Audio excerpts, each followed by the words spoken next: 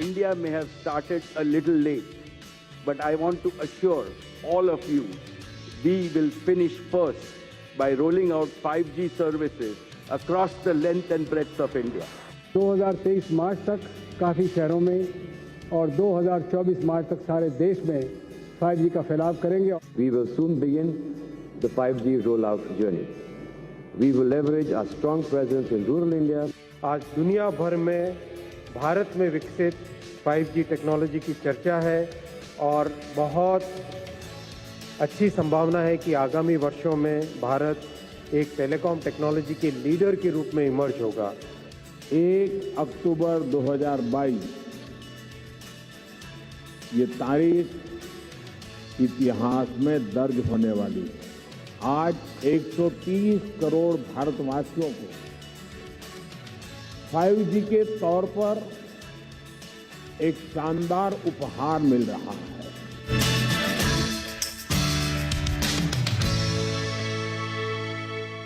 Well, we're joining you from the 6th edition of the India Mobile Congress. Now, before the IMC began on Saturday morning, at that time, India was on the cusp of 5G technology. By now, India is now strongly partaking and being a part of that 5G revolution. 5G was inaugurated, was launched on Saturday, and since then, there's been a flurry of activity at the India Mobile Congress. There are a huge number of use cases. There are over 100 startups. There are, in fact, over 7,000 delegates here. There's a lot of industry participation here, and there's a lot of excitement going forward. In fact, taking cue from that excitement, we reached out to the Telecom Minister, Ashwini Vaishnav. He was here, and we asked him what the 5G roadmap for him looks like over the next few months, over the next couple of years, what that roadmap could look like. We also asked him what this capex spend would entail. How much of money does the government estimate the industry spending, and does the industry have the appetite? And finally, we asked him on one mantra that was in fact laid out by the Prime Minister himself, which is affordability of data. As 5G, as India moves forward with 5G, how affordable a service will it be? These are some of the questions we posed to the Telecom Minister. Let's take a look. There have been a number of reforms. We're in fact waiting for the next wave of reforms, as you pointed out the last time that we spoke to us. In terms of reforms and in terms of making a telecom sector, turning it around into a sunrise sector, do you see them in a way where they're able to make the big capex spends that will now be required? What is the number, if you've estimated, in terms of what this will entail, the rollout? The telecom sector is today seen as a sunrise industry. The risk associated with the sector, especially from the point of view of so many litigations which were there, that risk has significantly mitigated now. And today the banks see that yes, whatever capex is required for telecom sector, that kind of capex is today available. For the 5G journey, our estimate is about anywhere between 2.5 lakh crore to 3 lakh crore as the total capex over next 2 to 3 years. That will go into setting up new towers, getting new telecom equipment, software, training, quite a different dimensions of telecom.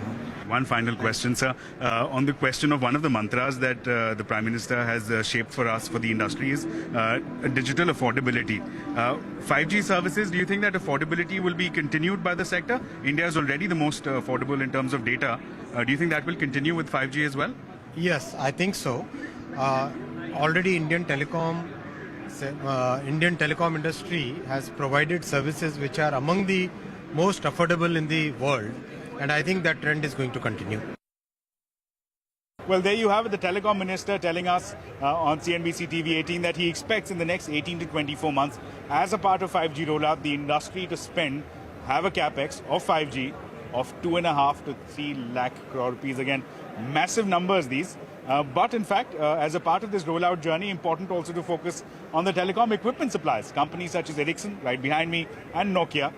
We in fact spoke to Mr. Nitin Bansal of Ericsson and Sanjay Malik of Nokia. They clearly pointed out that they're quite bullish on the telecom market, India's telecom market, given these huge capex spends. They in fact also pointed out that they're confident that given the excitement of 5G in the country, there will be a fast uptick, there will be fast adoption with users willing to migrate and paying that little premium to migrate all the way from 4G to 5G. Let's take a look at what they had to say. Actually, for us, the journey began a couple of months ago because, this was expected. And for us as a technology provider, it is important for us to have the right products at the right time, at the right cost point, right? Because at the end of the day, what matters to the telecom service providers or our partners that we work with is the total cost of ownership and what is the cost for production of 1 gigabyte, right? So we have been working extensively in the last months looking at what products would be needed for India, looking at reducing the weight, the size, and increasing the capabilities. So that's what we have been engaged in. And I'm very happy that we got the right products for the Indian market at the right time. So next 18 to 24 months will be the follow the lead that our telecom service providers give us in terms of deployment and make sure that we deliver as fast as we can with the best performance and quality. Well, the ministers of the opinion that kind of looking at big capex spends somewhere north of 2.5 to 3 lakh crore rupees. Does that give you more strength about how the Indian market is poised, the telecom market especially, going forward as far as Ericsson? No, for sure. I mean, India is a very important market for Ericsson, and that's why we need to be here. And we need to be here with the right products and solutions and technology. So we are really optimistic and hope that, we can grow in India. A recent report suggests that there's a big appetite in the Indian market. What is your reading of that? No, I mean, I follow the report, right? The report has been done based on extensive survey that we have done with the consumers of India, right? And they are saying that they're eagerly waiting, and they are also saying that we are willing to pay a premium. So we had said this a couple of years ago as well when we did the first one. Now the projections are increasing, right? So I believe that looks good. Indians are waiting for 5G services to be rolled out, and they are willing to adopt it and also willing to pay a premium. The initial use case for 5G would be still mobile broadband and explosion of that, and the fixed wireless access, which is again because of the vast country, because of the demographics. I think that would be a good use case for India. So that would be the starting point. But otherwise, I mean, we have to have that belief in the innovation which India has, right? With all the young population, with Startup India, with so many use cases. And if you look at around, all these people are smaller companies which have come forward to provide that use cases. When we started 4G, there was a similar skepticism that whether the 4G will have enough use cases and whether the investment would be worth it or not. And we are seeing the results, right? Whatever data you give or whatever capacity you give to the consumers, they are consuming it. So we in Bangalore, we have been nurturing some of the maybe software companies, smaller companies, to come out with these use cases which are India specific, and I'm sure that it will happen. Many analysts point out that the tariffs could increase and that there could be a premium that the 5G services would command. Do you see that appetite on the ground where users will be eager to migrate from 4G to 5G and that there'll be that appetite to adopt this new technology? No, I think I will leave the tariff question to the operators. I don't play any role in that. But overall, I would say from appetite perception, consumption perspective, I still go with whatever has happened over the last 5 years. That the consumptions will go up and the desire for the consumers to move from 4G to 5G will definitely be there. Fiber, it's at the heart of all things 5G. That's what Ankit Agarwal of Sterlite Technologies told us. Fiber is needed to connect towers, all the telecom towers we're talking about. It's needed to connect all the villages, all the homes. And that is something that Ankit Agarwal believes will contribute strongly towards a demand for optic fiber going forward. However, he's also quick to point out that this journey going forward, as far as fiber is concerned and as far as 5G rollout is concerned, is not without its fair share of challenges. Let's listen in to what he had to say.